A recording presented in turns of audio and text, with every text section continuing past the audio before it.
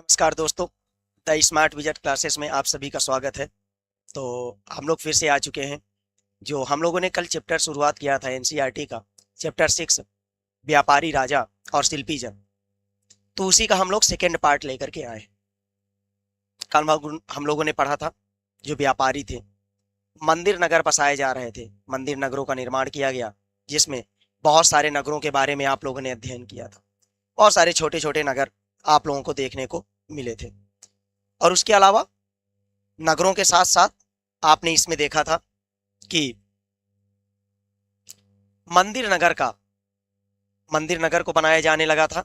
और मंदिर नगर के अलावा यहाँ पर जहां पर शिल्पी जन ज्यादा जाते थे तो उन नगरों का भी निर्माण किया जाने लगा था।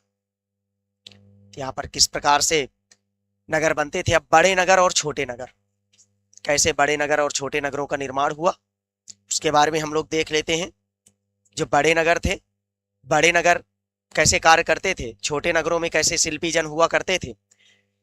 तो जो व्यापारी होते थे बहुत प्रकार के होते थे। हमने हाट बाजार के बारे में देखा था, शिवम सोनकर। हमने हाट बाजार के बारे में देखा था, कई प्रकार के बाजार हुआ करते थे। मंडी के बारे में देखा था। तो ये बाजार जहां पर लगते थे उनको हट्ट नाम से जाना जाता था, जिसको बाद में हमने हाट का नाम दे दिया था। अब यहाँ पर बड़े और छोटे व्यापारी, आखिरकार ये जो बड़े और छोटे व्यापारी होते थे किस प्रकार से ये कार्य किया करते थे। तो नगरों में कई प्रकार के व्यापारी होते थे, जिनमें बंजारे लोग भी शामिल हुआ करते थे। कई व्यापारी विशेष रूप से घोड़ों में व्यापार करने आते थे और अपने संघ बना करके आते थे। उसके अलावा कई व्यापारी विशेष रूप से घोड़े में आया करते थे और एक ग्रुप में आते थे, जिसको आप संघ नाम से जानते थे। उनका कोई एक मुखिया हुआ करता था और वह मुखिया उनकी ओर से घोड़े खरीदने के इच्छुक योद्धाओं से बातचीत करता था।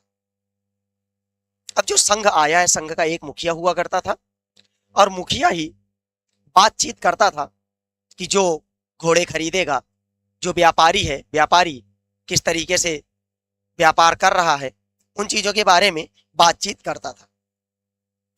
आगे हम देखते हैं कि जो व्यापारी और आपके हुए हैं, व्यापारियों में अनेक जंगलों और राज्यों से होकर के गुजरना पड़ता था। आमतौर पर ये लोग काफिला बना करके यात्रा किया करते थे, क्योंकि अकेले यात्रा कर पाना किसी के लिए संभव नहीं होता था, क्योंकि अकेले लोग यात्रा नहीं किया करते थे। इसलिए ये लोग गुट बना करके ग्रुप में यात्रा किया करते थे और एक दूसरे की रक्षा के लिए व्यापारी संघ बनाए जाते थे, जिनको गिल्ड नाम से जाना जाता था। उसके अलावा अगर हम लोग देखते हैं तो जब दक्षिण भारत की बात करते हैं, दक्षिण भारत में प्रायः हमको जो देखने को मिलता है, तो अनेक, जब हम 8वीं शताब्दी में आते हैं तो 8वीं शताब्दी के आसपास अनेक प्रकार से संघों के बारे में जानकारी प्राप्त होती है। अब यहां पर जब हम 8वीं शताब्दी में आते हैं तो 8वीं शताब्दी में विशेष प्रकार के संघों का उल्लेख हमको प्राप्त होता है। अब ये संघ किस प्रकार का काम किया करते थे, क्या कार्य किया करते थे, उसके बारे में अगर बात किया जाए तो जो यहां पर व्यापार करने आते थे, व्यापार करने आने वालों को ये लोग क्या करते थे कि सबसे मणिग्रामम तथा नाना देशी थे। अब जो ग्रुप का नाम होता था, संघ आते थे व्यापार करने के, तो संघ का नाम भी हुआ करता था। तो जो संघों के नाम थे, तो संघों के नाम में आपका मणिग्रामम और नाना देशी दो विशेष प्रकार के संघ हुआ करते थे। उसके अलावा अगर हम देखते हैं तो ये व्यापार संघ प्रायः द्वीप के भीतर और दक्षिण पूर्व एशिया तथा चीन के साथ भी दूर दूर तक व्यापार करते थे। यह केवल भारत के अंदर ही नहीं व्यापार किया करते थे, उसके अलावा दक्षिण पूर्व एशिया में और उसके पश्चात चीन तक ये व्यापार किया करते थे। आप लोगों को पता चलता है कि बहुत सारे ऐसे आपको राजा मिल जाते हैं जिन्होंने यहां पर व्यापारिक संघ भेजे थे, चाइना में व्यापारिक संघ भेजे थे। इनके अलावा आप लोगों को चेटियार और मारवाड़ी ओसवाल जैसे समुदाय भी मिल जाते हैं, जो कि व्यापारिक समुदाय थे। और जो चेटियार होते हैं, मारवाड़ी होते हैं, ओसवाल होते हैं, ये आगे चल के प्रधान समूह बन जाते हैं जो कि व्यापारिक गतिविधियों को संचालन करते हैं। आज भी आप लोग देखते हैं कि ओसवाल समुदाय व्यापारिक गतिविधियों से जुड़े रहते हैं और यह विभिन्न प्रकार के वस्त्रों को देश विदेश में व्यापार करते हैं। उसके अलावा अगर देखते हैं मारवाड़ी समुदाय भी आपका व्यापारिक गतिविधियों से जुड़ा हुआ होता है। गुजराती व्यापारी हिंदू, बनिया और मुस्लिम को बोहरा बोला जाता था। जब हम गुजरात की बात करते हैं तो गुजरात में हिंदू व्यापारियों को बनिया बोला जाता था और मुस्लिम व्यापारियों को बोहरा बोला जाता था। ये लोग दूर दूर तक यात्रा करते थे और दूर दूर तक जाकर के सामानों को एक जगह से दूसरी जगह पर बेचते थे, खरीदते थे, आदान प्रदान करते थे। जब हम इनके बारे में बात करते हैं तो लाल सागर के बंदरगाह हो गए, फारस की खाड़ी हो गई, पूर्वी अफ्रीका हो गया, दक्षिण पूर्व एशिया तथा ये लोग चीन से व्यापारिक गतिविधियों को करते थे। ये लोग फारस से व्यापार करते थे बंदरगाहों के माध्यम से, और यहां पर उपस्थित जो पत्तन होते थे, पत्तन यहां पर बंदरगाहों को कहा गया है, तो पत्तनों में ये लोग कपड़े और मसालों को बेचा करते थे और इसके बदले में जो ये मसालों को बेचते थे, इसके बदले में इनको सोना, चांदी और हाथी दांत मिलते थे। क्योंकि जब भारतीय व्यापारियों की बात करते हैं हम लोग, तो भारतीय व्यापारी ज्यादातर सोने चांदी में ही व्यापार किया करते थे। अपने सामान को ये विदेशों में लेकर के जाते थे और वहां पर ये लोग सोने चांदी दे करके और अपने सामान को बेचते थे। यहां से जो महत्वपूर्ण व्यापारिक चीजें थी तो उसमें आपके मसाले हो गए, और मसालों के अलावा विभिन्न प्रकार के कीमती पत्थरों को भी यहां पर बेचा जाता था। दक्षिण भारत से प्रायः मसालों का व्यापार यूरोप और अफ्रीका के देशों में किया जाता था। प्रायः दक्षिण पूर्व की अगर बात करते हैं तो चीन से मसाले, टिन, मिट्टी के नीले बर्तन और चांदी लाते थे। जब भारतीय व्यापारी चीन में व्यापार करने के लिए जाते थे तो ये लोग यहां से टिन हो गया, मिट्टी के नीले बर्तन हो गए और चांदी का व्यापार किया करते थे। पश्चिमी तट के नगरों की अगर बात किया जाए तो पश्चिमी तट के नगरों में आप लोग अरबी हो गया, फारसी, चीनी, यहूदी और सीरियाई आकर के धीरे धीरे यहां पर बसने लगे, जिनमें से ईसाई जनजाति भी इस किनारों पर आकर के बसने लगे। पश्चिमी तट में अगर हम देखते हैं तो आपका गोवा हो गया, महाराष्ट्र हो गया, गुजरात हो गया, ये आपके पश्चिमी तट के क्षेत्र हैं। तो यहां पर विभिन्न देशों से आकर के लोग बसने लगे। अरब से लोग आते थे, फारस से लोग आते थे, कुछ चीनी लोग आते थे, यहूदी समुदाय के, सीरियाई और ईसाई लोग आकर के बसने लगे। लाल सागर के जो बंदरगाह थे वहां पर जो सामान बेचा जाता था तो भारतीयों के द्वारा कपड़े बेचे जाते थे और मसाले। भारतीय व्यापारी जो जाते थे तो ये लोग कपड़े, मसाले और यहां से बेचते थे और वहां से विभिन्न प्रकार की चीजों को खरीदते थे। आगे हम इसमें अगर देखें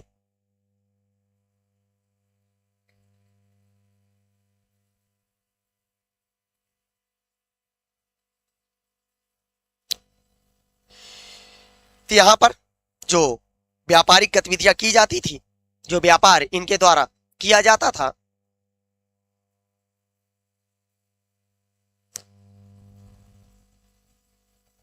बीसीए के बाद सोशल साइंस से बीएड किया है आपने सर, इसका आप लोगों को अगर इसके बारे में आप लोगों को जानकारी चाहिए तो यहाँ पर दिए गए नंबर से आप लोग संपर्क कर सकते हैं।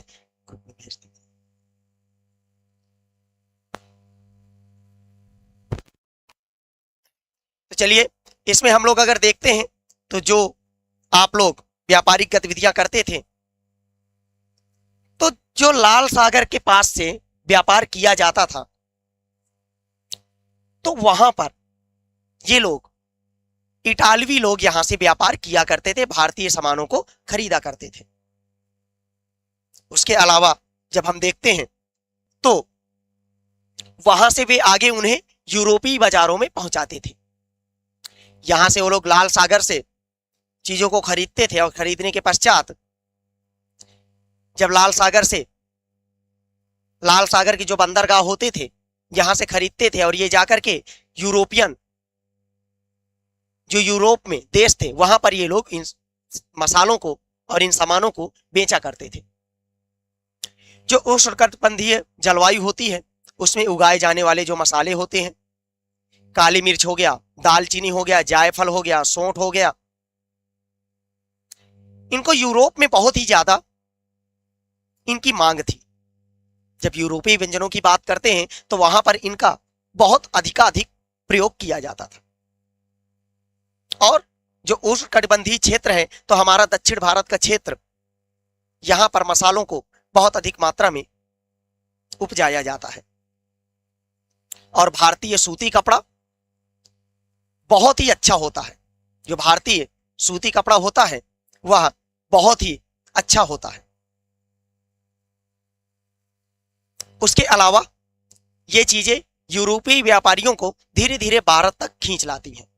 और जब भारत तक ये आ जाती हैं तो आप लोगों को पता है कि जब मध्य में अरब सागर, जब आप कुस्तुनतुनिया नामक एक क्षेत्र जानते होंगे, वहां पर जब कुस्तुनतुनिया की हम बात करते हैं तो अरबों का जब वहां पर शासन हो जाता है तो वो लोग उस रास्ते को बंद कर देते हैं। तो आगे जब आप देखते हैं कि 1498 में वास्को डी गामा इन्हीं मसालों की अपेक्षा में भारत की खोज करता है और कालीकट नामक बंदरगाह पर उतरता है और वहां से उसको बहुत सारे, यहां पर जब वो उतरता है तो बहुत सारे मसाले लेकर के जाता है और उसको 60 गुना प्रॉफिट होता है। जी, आप लोगों को स्क्रीन पर नंबर दे दिया गया है कमेंट सेक्शन में, तो आप इन नंबरों पर संपर्क करके जो भी आपकी समस्याएं हैं आप यहां से पूछ सकते हैं। सामने आपके नंबर दिया गया है 9455496001। तो आप इसमें फोन कर लीजिएगा और आपको जो भी परेशानी हो रही है आपको यहां से जानकारी प्राप्त हो जाएगी। तो आगे जब हम देखते हैं इसमें, यहाँ का सूती कपड़ा बहुत ही महत्वपूर्ण था। सूती कपड़ा के अलावा जब हम देखते हैं तो व्यापारियों को धीरे धीरे यहाँ पर खींच लाती हैं और समय के साथ साथ व्यापार और नगरों का रूप किस प्रकार बदलता है उसके बारे में अभी हम लोग देखते हैं। अब हम काबुल के बारे में देख लेते हैं कि काबुल नामक शहर किस तरीके से, काबुल यहाँ पर व्यापार होता था काबुल से, और काबुल से किन महत्वपूर्ण चीजों का व्यापारिक गतिविधियां चलती थी उसके बारे में अगर आप लोग देखें, आपको कमेंट में नंबर दे दिए गए हैं तो आप इनसे संपर्क कर सकते हैं।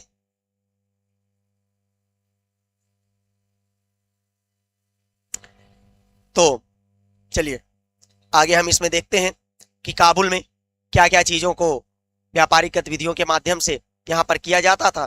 तो काबुल की जब हम बात करते हैं तो काबुल अपनी पहाड़ी, जो यहाँ पर पहाड़ होते थे, पहाड़ी और विषम भूदृश्य के साथ 16वीं शताब्दी में एक बहुत ही राजनीतिक और वाणिज्यिक दृष्टि में महत्वपूर्ण बन जाता है।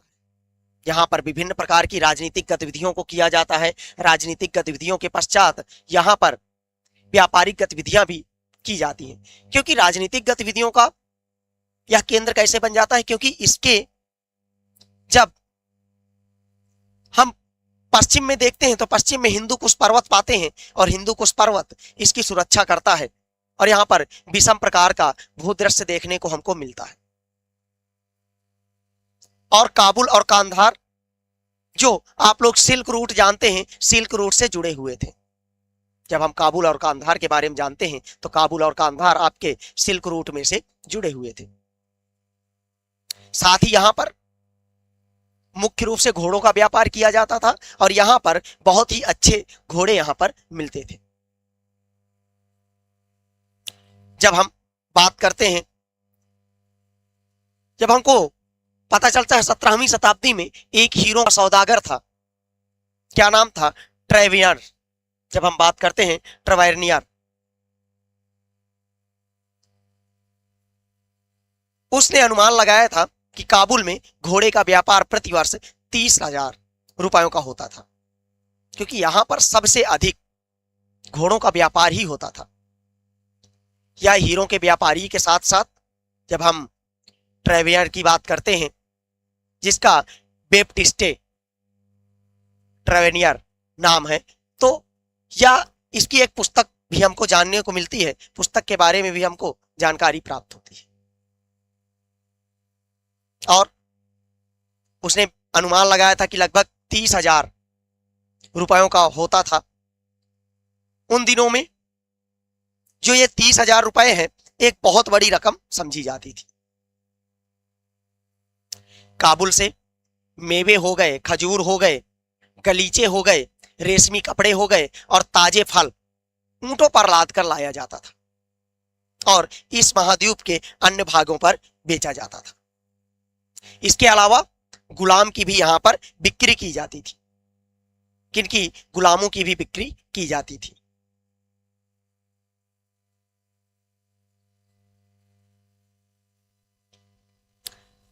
आगे हम देखते हैं गुलामों के अलावा और यहां पर क्या महत्वपूर्ण चीजें थी। तो उसमें हम देखें कि यहां पर नगर और शिल्प, जो नगर थे, शिल्प थे, किस तरीके से यहां पर नगर और शिल्प थे, उनके बारे में हम लोग बात करें तो नगर और शिल्पों के बारे में जब हम देखते हैं तो बीदर का एक शिल्पकार है। जब हम बीदर की बात करते हैं तो बीदर के एक शिल्पकार के बारे में हम लोग जानते हैं कि बीदर का एक शिल्पकार है जिसने तांबे तथा चांदी में जड़ाई के काम के लिए इतने अधिक प्रसिद्ध थे कि इस शिल्प का नाम बीदड़ी पड़ गया। यहां पर आपको सामने एक पिक्चर दिख रही होगी। यहां पर एक मोमबत्ती पर काला आवरण किया गया है। ये आपको दिख रहा होगा पीतल के इस मोमबत्ती दान जिसमें मोमबत्ती रखी जाती है, तो इसमें काला आवरण दिख रहा है, जिसको जो बीदर के शिल्पकार थे उनके द्वारा इस पर जड़ाई की गई है। तांबे तथा चांदी की जड़ाई की गई है। इस शिल्प का नाम क्या पड़ गया था? बीदड़ी। तो इसको आप लोग यहां से, इसको आप सभी लोग नोट कर लीजिएगा। क्या नाम है इसका? तो बीदड़ी।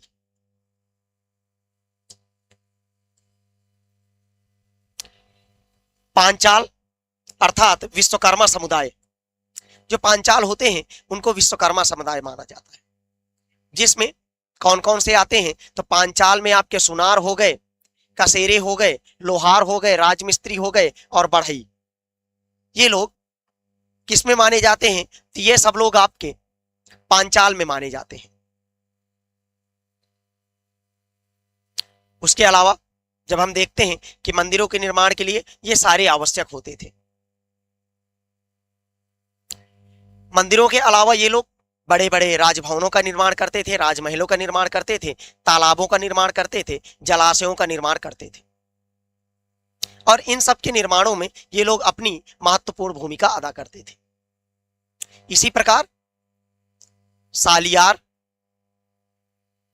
सालियारों के बारे में जब हम बात करते हैं तो ये भी एक समृद्धशाली बुनकर परिवार था। ये लोग बहुत ही ज्यादा समृद्धशाली थे और ये बुनकर थे और वे मंदिरों को भारी दान दक्षिणा किया करते थे, क्योंकि इनके पास काफी ज्यादा पैसा हुआ करता था। तो ये लोग बहुत ज्यादा दान दक्षिणा भी किया करते थे। जब हम वस्त्र निर्माण की बात करते हैं, वस्त्र निर्माण से संबंधित कुछ अन्य कार्य जैसे कपास को साफ करना, काटना और रंगना स्वतंत्र व्यवसाय बन चुके थे, जिसके लिए विशेषज्ञता की आवश्यकता होती थी। कि जिसको भी जो कार्य करना हो वो उस प्रकार के कार्य कर सकता था, क्योंकि कपड़े को बनाने के लिए कपास को पहले साफ करना पड़ता था, फिर उसको काटना पड़ता था और फिर उसकी रंगाई करनी पड़ती थी। तो एक प्रकार के स्वतंत्र व्यवसाय बन चुके थे। उसके अलावा आगे जब हम इसमें देखते हैं तो यहां पर आपको एक शॉल दिख रही होगी। ये आपके सामने एक शॉल है और सरवन। शॉल की बॉर्डर यहां पर दिख रही है आपको। ये जो शॉल बनाया गया है यहां पर किस प्रकार की चित्रकारी की गई है तो इसको आप देख सकते हैं। आगे हम इसमें देखते हैं शहरों के बदलते हुए भाग्य। जब हम आगे आते हैं कई शताब्दियों के बाद विभिन्न प्रकार के शहरों को हम देखते हैं, यहां पर वो शहर बिल्कुल चेंज हो चुके होते हैं। जैसे कि आप लोग गुजरात का अहमदाबाद देखते हैं। अहमदाबाद एक प्रमुख नगरों में माना जाता है। तो जब आप गुजरात के अहमदाबाद को देखते हैं तो व्यापारिक केंद्रों के रूप में यह विकसित हो चुका था। गुजरात के क्षेत्र में आता अहमदाबाद हो गया और तंजाउर हो गया। इन नगरों में पहले से विस्तार तो था, लेकिन महत्व की दृष्टि से यह धीरे धीरे संकुचित होते जा रहे थे। उसके अलावा आगे अगर इसमें हम देखते हैं, इसी काल में पश्चिम बंगाल, जब हम पश्चिम बंगाल की बात करते हैं तो पश्चिम बंगाल में भागीरथी नदी के तट पर स्थित मुर्शिदाबाद। मुर्शिदाबाद किस लिए फेमस था तो रेशमी वस्त्रों के लिए। किस लिए फेमस था तो यह आपका रेशमी वस्त्रों के लिए फेमस था। और मुर्शिदाबाद को 1707 ईस्वी में बंगाल की राजधानी भी बनाई जाती है मुर्शिद अली के द्वारा। लेकिन इसी शताब्दी के दौरान धीरे धीरे उसको व्यापारिक गतिविधियों में कहीं ना कहीं सिकुड़न आने लगती है और उसका सितारा डूब जाता है। क्योंकि वहां के बारे में जब हम देखते हैं, वहां के बुनकर इंग्लैंडों की मिलों में, जो मिलों में काम करने वाले थे, उनसे वो लोग कंपटीशन नहीं कर पाते हैं। क्योंकि जो यहाँ के बुनकर होते हैं तो यहाँ के बुनकर जो भी बनाते थे एक कॉस्टली, ज्यादा पैसा उसमें लगता था। और इंग्लैंड में मशीनों के द्वारा बनाया जाता था और मशीनों में सस्ते और अच्छे कपड़े बन जाते थे। जब हम बंगाल के बारे में बात करते हैं, पश्चिम बंगाल की बात करते हैं, तो पश्चिम बंगाल में ऊनी वस्त्रों को बनाया जाता था। अब यहां पर आपको हम्पी मसूलीपट्टनम और सूरत नजदीक से एक नजर, जब हम हम्पी मसूलीपट्टनम और सूरत के बारे में बात करते हैं। हम्पी नगर कहां पर स्थित था तो आपने कल की क्लास में जो देखा था कि कृष्णा और तुंगभद्रा नदी के घाटियों पर यह स्थित था। जो आपके कृष्णा नदी है और तुंगभद्रा नदी है, इन नदियों की घाटी पर स्थित था। जब हम इस नगर के बारे में बात करते हैं तो यह नगर आपका 1336 में स्थापित विजयनगर साम्राज्य का केंद्र स्थल था। जब हम इसके बारे में बात करते हैं तो विजयनगर साम्राज्य जब किसके द्वारा स्थापित किया जाता है तो बुक्का के द्वारा, तो बुक्का के द्वारा स्थापित विजयनगर साम्राज्य 1336 में विजयनगर साम्राज्य का एक महत्वपूर्ण स्थल के रूप में यह सामने आता है। हम्पी के जब हम खंडहरों से देखते हैं, शानदार खंडहरों से यह पता चलता है कि उस शहर की किलेबंदी उच्च कोटि की थी। यहां पर जो शहर बनाए गए थे बहुत ही उच्च श्रेणी के शहर बनाए गए थे। और किले की दीवारों के निर्माण में कहीं कहीं गारे चूने जैसी भी जोड़ने वाली चीजों के प्रमाण हमको मिल जाते हैं। तो उस समय पर गारे चूने का भी प्रयोग किया जाता था। यहां पर आपको ये हम्पी का निर्मित मंदिर यहां पर दिख जाएगा।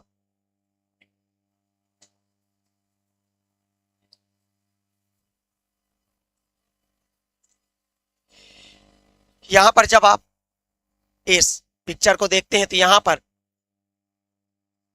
किसी भी प्रकार के ईंटों को जोड़ने के लिए, जो ईंट जोड़ी जाती थी उनको जोड़ने के लिए चूने गारे का प्रयोग नहीं किया जाता था। यहां पर किन चीजों का प्रयोग किया जाता था? तो इनमें पत्थरों को आपस में फंसा करके बनाया जाता था। आप लोगों को दीवार का एक बुर्ज दिखाई दे रहा होगा, इसको आप लोग इसमें देख सकते हैं। आगे हम लोग देखते हैं।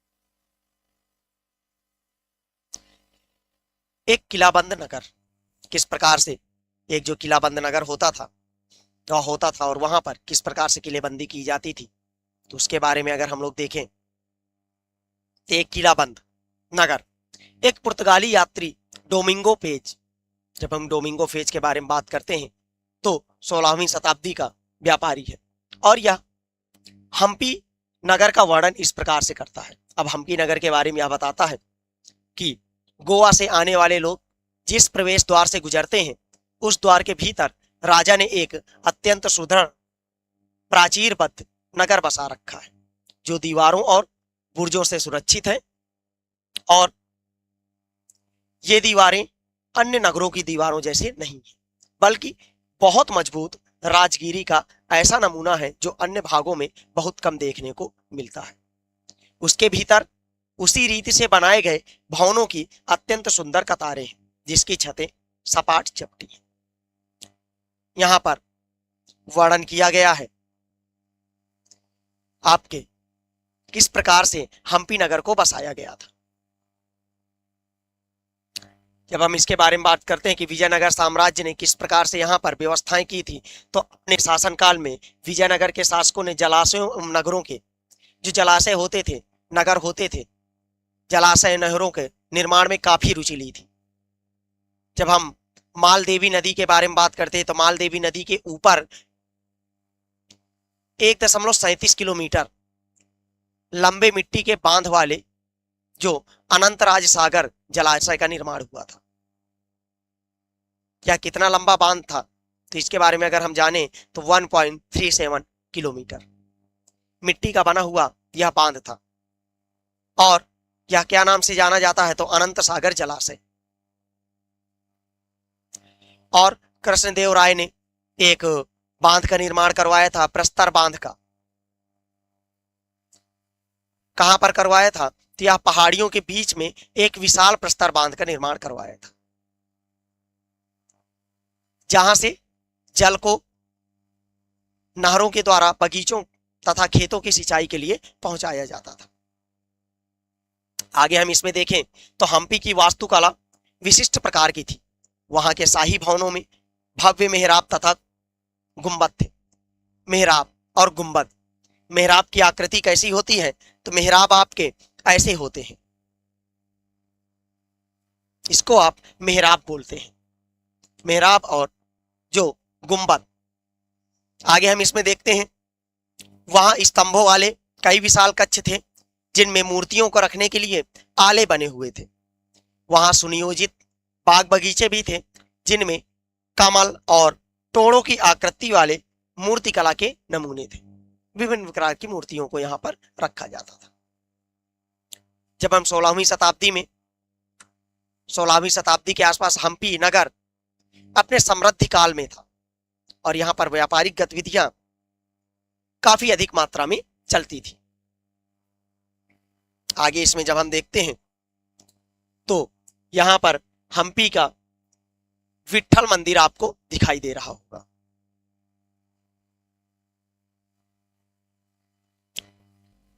आपको यहां पर हम्पी का विट्ठल मंदिर दिखाई दे रहा होगा। जब हम इसके बारे में बात करते हैं हम्पी के विट्ठल मंदिर के बारे में, तो 15वीं 16वीं शताब्दी में हम्पी नगर अपने समृद्धि के चरमोत्कर्ष पर था। यहां पर बहुत ही ज्यादा व्यापारिक गतिविधियां चलती थी और सांस्कृतिक गतिविधियों से यह गुंजायमान था। उसके अलावा जब हम इसमें देखते हैं तो उन दिनों में हम्पी के बाजारों में जो मुस्लिम सौदागर थे और चेट्टियों और पुर्तगालियों जैसे यूरोपियों का पूरी तरीके से आधिपत्य था। यहाँ पर जो मुस्लिम समुदाय हो गए, चेट्टी हो गए, पुर्तगाली हो गए तथा यूरोपीय जो एजेंट होते थे, यहाँ पर ये लोग अपनी व्यापारिक गतिविधियों को चलाते थे।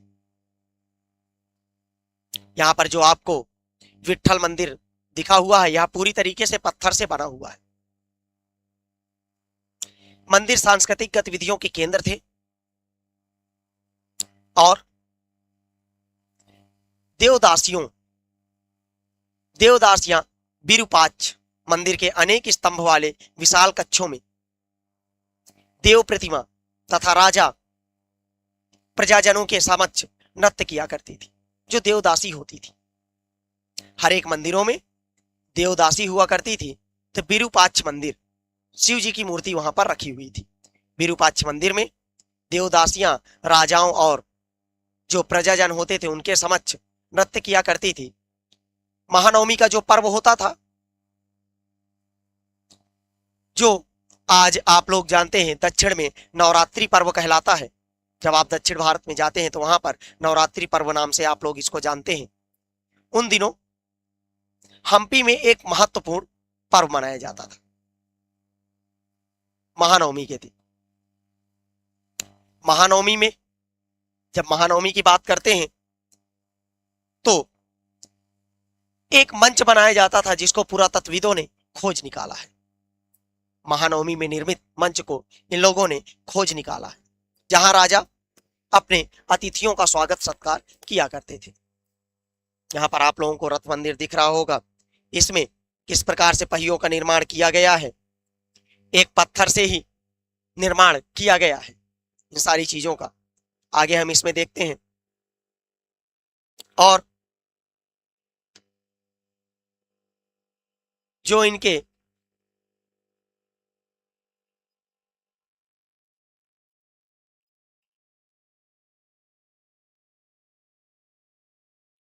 और जो अधीनस्थ, उनके अधीनस्थ व्यक्तियों के से नजराने उपहार लिया करते थे, मंच पर लोगों का स्वागत किया करते थे। उसके अलावा मंच पर उपस्थित अधीनस्थ व्यक्तियों से नजराने उपहार लिया करता था। वही विराजमान होकर के राजा नृत्य एवं संगीत तथा मल्ल युद्ध के कार्यक्रम को देखा करते थे, क्योंकि इस टाइम पीरियड पर यहाँ पर महानवमी के दिन बहुत सारे कार्यक्रम हुआ करते थे, जिसमें मल्ल युद्ध भी हुआ करता था। मल्ल युद्ध के अलावा विभिन्न प्रकार के कार्यक्रम हुआ करते थे। 1565 में 1565 में दक्कनी सुल्तानों, जो दक्कन के सुल्तान थे, गोलकुंडा, बीजापुर, अहमदनगर, बरार और बीदर के शासकों के हाथों विजयनगर की पराजय के बाद हम्पी का विनाश हो गया। जब हम हम्पी के विनाश के बारे में देखते हैं तो 1565 में दक्कनी सुल्तान जब आते हैं, गोलकुंडा, बीजापुर, अहमदनगर और बरार के शासकों ने विजयनगर को पूरी तरीके से नष्ट कर दिया। अब सूरत का जब हम पश्चिम का प्रवेश द्वार देखते हैं, सूरत मुगल कालीन से ही एक बहुत महत्वपूर्ण स्थल रहा है और सूरत के पास खंबात की खाड़ी भी पड़ती है और सूरत धीरे धीरे अहमदाबाद के साथ एक प्रमुख वाणिज्यिक केंद्र बन जाता है। सूरत में ओरमुज की खाड़ी से होकर के पश्चिमी एशिया के साथ व्यापार करने के लिए लोग आते थे।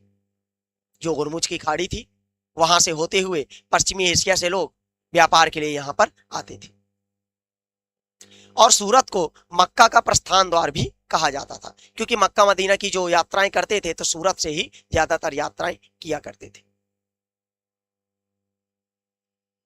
क्योंकि यहां से बहुत सारे हज यात्री जहाज से जाया करते थे। सूरत एक जो सर्वदेशीय नगर था, जहां पर सभी जातियों धर्मों के लोग रहते थे।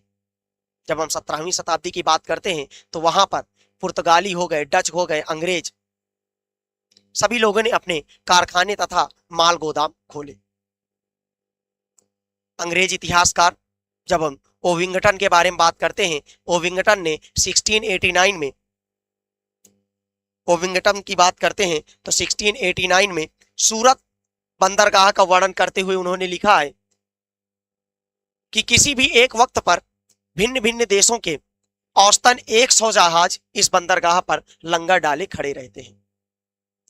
ओविंगटन बोलता क्या है कि यहां पर किसी भी समय पर अलग अलग देशों के जहाज,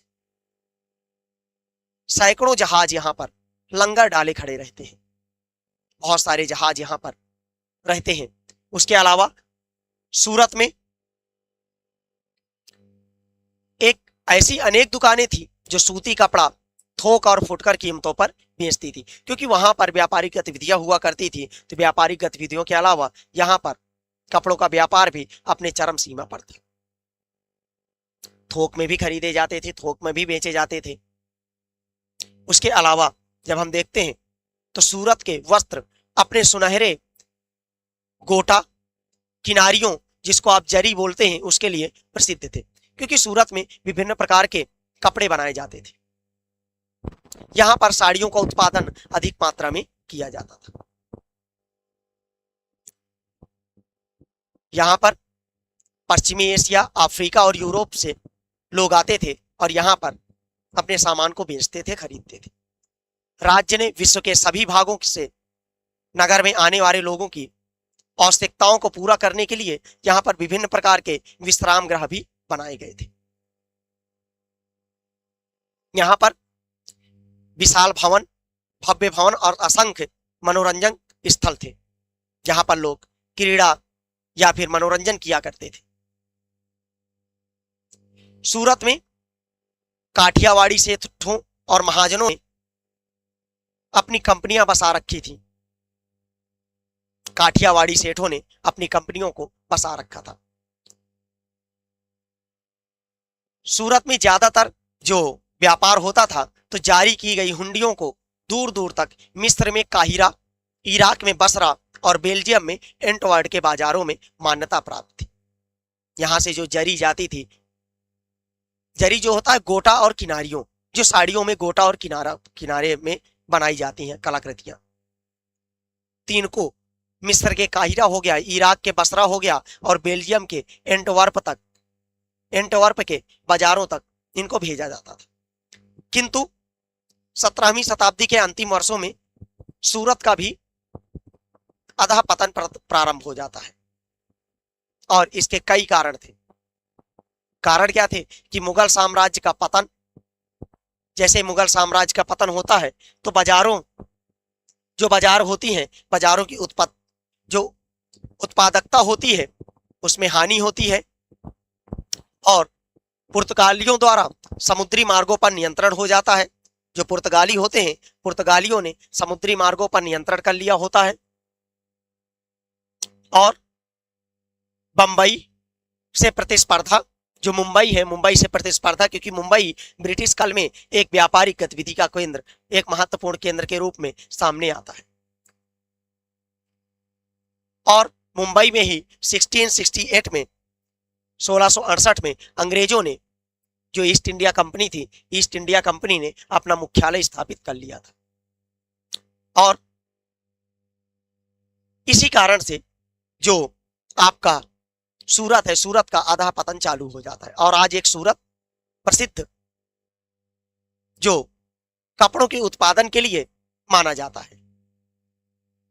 जब एक जोखिम भरा दौर आता है, उसके बारे में अगर बात करें कि मसूलीपट्टनम के लिए जो चुनौती आती है उस पर अगर बात करें तो जब हम मसूलीपट्टनम की बात करते हैं, जिसको हम मछलीपट्टनम नाम से भी जानते हैं, यह है कहां पर, तो ये आपका तमिलनाडु, चेन्नई के पास पड़ता है और यह कृष्णा नदी के डेल्टा पर स्थित है। यहां पर 17वीं शताब्दी के आसपास विभिन्न प्रकार की गतिविधियां की जाती थी। हॉलैंड और इंग्लैंड, हॉलैंड हो गया, इंग्लैंड हो गया, दोनों देशों की कंपनियों ने इंडिया पर जो मसूलीपट्टनम था, ईस्ट इंडिया कंपनियों ने मसूलीपट्टनम पर नियंत्रण प्राप्त करने का प्रयत्न प्रारंभ किया, क्योंकि दोनों लोग चाहते थे कि मसूलीपट्टनम पर ये लोग अपना नियंत्रण प्राप्त करें। क्योंकि उस समय पर जब हम बात करते हैं तो आंध्र तट का, जब आंध्र प्रदेश की बात करते हैं, आंध्र तट का यह सबसे महत्वपूर्ण पत्तन था, बंदरगाह था।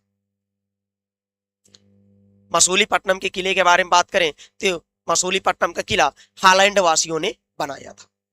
किन्होंने बनाया था? तो हालैंड वासियों ने बनाया था। यहां पर आपके सामने एक मछुआरों का एक गरीब नगर, उसके बारे में बताया गया है। जब आप मछुआरों के गरीब नगर के बारे में पढ़ते हैं तो उसमें आप देखते हैं कि यहां पर अंग्रेजी ईस्ट इंडिया कंपनी के एक गुमास्ते विलियम मेडवल्थ, क्या नाम था कंपनी का, एक मेंबर था, नाम क्या था? गुमास्ते विलियम मेडवल्थ ने 1620 में इन शब्दों में मसूलीपट्टनम का वर्णन किया। उन्होंने मसूलीपट्टनम के बारे में लिखा है कि यह गोलकुंडा का एक मुख्य पत्तन है। कहाँ का? गोलकुंडा का मुख्य पत्तन है, जहां पर परम पूज्य ईस्ट इंडिया कंपनी अपना एजेंट रखती है। यहां पर बताया गया है कि ये जो मसूलीपट्टनम है, यहाँ पर कौन एजेंट रख रहा है? तो ईस्ट इंडिया कंपनी अपना एजेंट रखती है।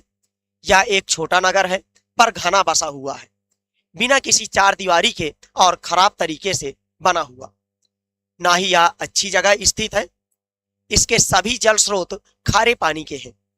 पहले यह एक गरीब मछुआरा नगर था। आगे चलकर यहाँ जहाजों के लिए लंगर डालने की सुविधा हो गई, जिससे व्यापारी लोग यहाँ रहने लगे। और चूंकि हमारे तथा हॉलैंड के निवासी यहाँ इस तट पर आते जाते रहते हैं, यह उनके लिए निवास की व्यवस्था करते थे। पहले अगर देखा जाए तो मसूलीपट्टनम एक मछुआरों का केंद्र था। गरीब मछुआरे यहाँ पर रहा करते थे। धीरे धीरे यहाँ पर हॉलैंड और ब्रिटिश के लोग आकर के बसने लगे और ये लोग उनके लिए जो जहाज लेकर के आते थे निवास स्थान बनाने लगे, तो इनको भी वहां पर रोजगार मिलने लगा। छोटा सा नगर था लेकिन बहुत ही ज्यादा घना बसा था।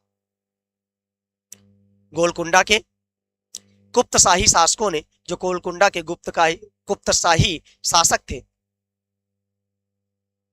उन्होंने मसालों और कपड़ों पर और अन्य चीजों की बिक्री पर शाही एकाधिकार लगा दिया, जिससे वहां का व्यापार पूरी तरीके से ईस्ट इंडिया कंपनी के हाथों में ना चला जाए।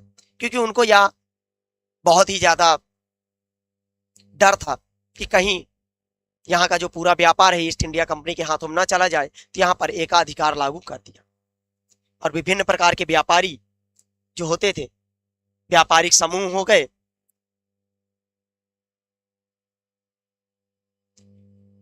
समूह गोलकुंडा के कुलीन वर्ग, जो गोलकुंडा के कुलीन वर्ग होते थे, फारसी सौदागर, तेलुगु कोमटी, चेटियार और यूरोपीय व्यापारियों ने नगर को, जब हम इनके बारे में बात करते हैं, तीन लोगों ने नगर को घनी आबादी वाला समृद्धशाली बना दिया। जो व्यापारी वर्ग आता था और कुलीन वर्ग होते थे, फारसी सौदागर हो गए, तेलुगु को कमेटी के लोग हो गए, चेटियार हो गए और यूरोपीय व्यापारी हो गए, इन लोगों ने मिल करके इस घनी आबादी वाले शहर को समृद्धशाली बना दिया। जब मुगलों ने गोलकुंडा तक अपनी शक्ति का विस्तार कर लिया था, गोलकुंडा में इन लोगों ने अपनी शक्ति का प्रसार कर लिया था, तो उसमें हम देखते हैं तो उनके प्रतिनिधि सूबेदार मीर जुमला ने, जो कि स्वयं एक सौदागर था, गोलकुंडा में जब मुगलों ने अपना साम्राज्य स्थापित कर लिया था, तो उनके प्रतिनिधि सूबेदार मीर जुमला ने, जो कि स्वयं एक सौदागर था, हॉलैंड वासियों और अंग्रेजों को आपस में भिड़ाना शुरू कर दिया, क्योंकि ये लोग आपस में लड़ेंगे तभी इनको फायदा होगा। तो 1686 और 87 में मुगल बादशाह औरंगजेब ने गोलकुंडा को मुगल साम्राज्य में मिला लिया और जो हॉलैंड वासी थे और अंग्रेज थे उनको आपस में लड़वा दिया। अब यूरोपीय कंपनियों के सामने एक अन्य विकल्प ढूंढने की समस्या आ गई, क्योंकि अब मछलीपट्टनम में इन लोगों ने, औरंगजेब ने अपनी राजसत्ता स्थापित कर दी, तो अब इनको एक अलग जगह ढूंढने की समस्या आ गई।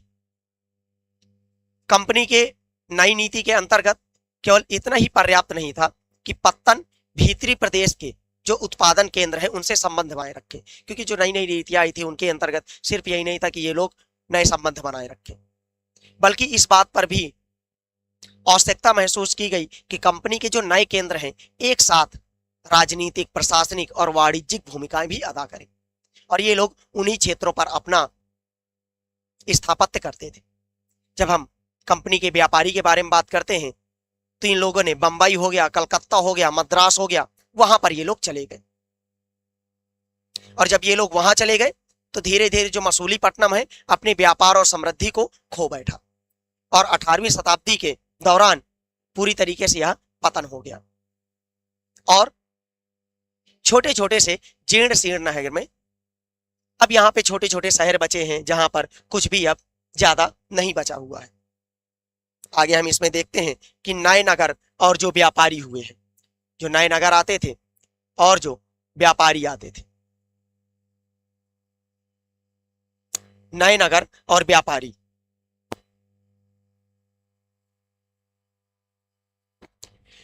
नए नगर और व्यापारी 16वीं और 17वीं शताब्दी में यूरोप के जो देश होते थे, 16वीं 17वीं शताब्दी में जब हम बात करते हैं तो यूरोप के देश व्यापारिक उद्देश्यों से मसालों और कपड़ों की तलाश में लगे हुए थे, क्योंकि यूरोप में जब अरबों ने कुस्तुनतुनिया पर शासन कर लिया था तो इनको कहीं पर जगह नहीं मिल रही थी, तो ये लोग क्या करने लगे थे कि नए नए शहरों की तलाश कर रहे थे, और ये लोग ढूंढ रहे थे यूरोप वाले कि हमको मसाले कहां से मिले।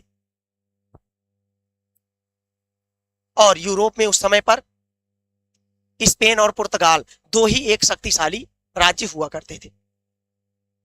तो आगे अगर हम देखते हैं कि ये लोग कपड़े और मसाले की तलाश में लगे हुए थे, जो यूरोप और पश्चिमी एशिया दोनों जगहों में लोकप्रिय थे। अंग्रेज हो गए, हालैंड वासी हो गए और फ्रांसीसियों ने पूर्व में अपनी वाणिज्यिक गतिविधियों का विस्तार करने के लिए अपनी अपनी ईस्ट इंडिया कंपनी बनाई। इन लोगों ने अपने को विस्तार करने के लिए अपनी अपनी कंपनियों को बनाने लगे। प्रारंभ में तो मुल्ला अब्दुल गफूर और वीरजा वोरा, जो वीरजी वोरा जैसे कुछ बड़े भारतीयों ने, व्यापारियों ने बड़ी संख्या में इनके पास जहाज थे और उनका मुकाबला किया गया, क्योंकि यहाँ के भी मुल्ला अब्दुल गफूर हो गए, ये बड़े बड़े व्यापारी थे, इनके पास बहुत सारे जहाज थे। इन लोगों ने प्रारंभ में तो अंग्रेजों का और हॉलैंड वासियों का सामना किया, किंतु यूरोपीय कंपनियों ने समुद्री व्यापार पर अपना नियंत्रण स्थापित करने के लिए धीरे धीरे नौ शक्तियों का प्रयोग करने लगे और भारतीय व्यापारियों को अपने एजेंट के रूप में काम करने के लिए मजबूर कर दिया। अब ये लोग शक्तियों का प्रयोग करने लगे, अपने सैनिक रखने लगे, तो भारतीय व्यापारी जो थे इन्होंने धीरे धीरे एजेंट के रूप में काम करना प्रारंभ कर दिया, और अंग्रेजों ने इस उपमहाद्वीप में सर्वाधिक सफल वाणिज्यिक एवं राजनैतिक शक्ति के रूप में उभर करके सामने आ गए, क्योंकि अंग्रेजों ने अपनी नौशक्ति बना ली थी और यहाँ के जो व्यापारी हुआ करते थे उनको ये लोग अपने अंडर में कार्य करवाने लगे, एजेंट के रूप में काम करवाने लगे। वस्त्रों जैसे जैसे वस्त्र होते थे इनकी बहुत अधिक मांग थी, और तेजी से मांग आने के कारण इनकी कताई, बुनाई, धुलाई और रंगाई का धंधा धीरे धीरे इन लोगों ने अपना लिया, और इससे शिल्पों का विस्तार होता है और भारतीय वस्त्रों में जो रंग रूप और डिजाइन का अधिकाधिक प्रयोग होता है परिष्कृत होने लगे, और ये जो व्यापार होते हैं धीरे धीरे इनका विस्तार होने लगा।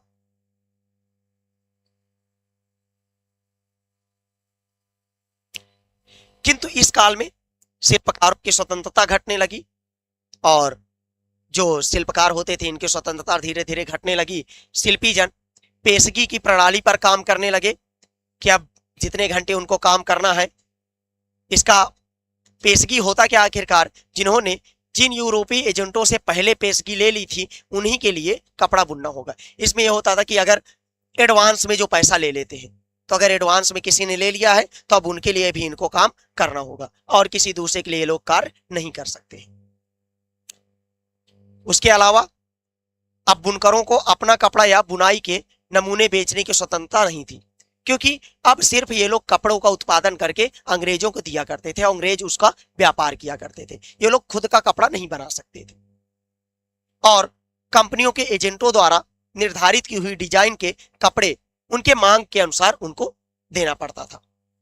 जब हम 18वीं शताब्दी की बात करते हैं तो 18वीं शताब्दी में बंबई हो गया, कलकत्ता हो गया, मद्रास जैसे नगरों का उदय होता है और ये नगर आज भी आपके बहुत ही प्रमुख महानगर है। यहाँ पर शिल्प और व्यापारिक वाणिज्यिक गतिविधियों होते हैं और यहाँ पर बहुत सारे परिवर्तन आते हैं, जैसे कि कारीगर, सौदागर, यूरोपीय कंपनियों द्वारा इन नगरों में जो स्थापित ब्लैक टाउन्स थे उनका स्थानांतरित कर दिया गया।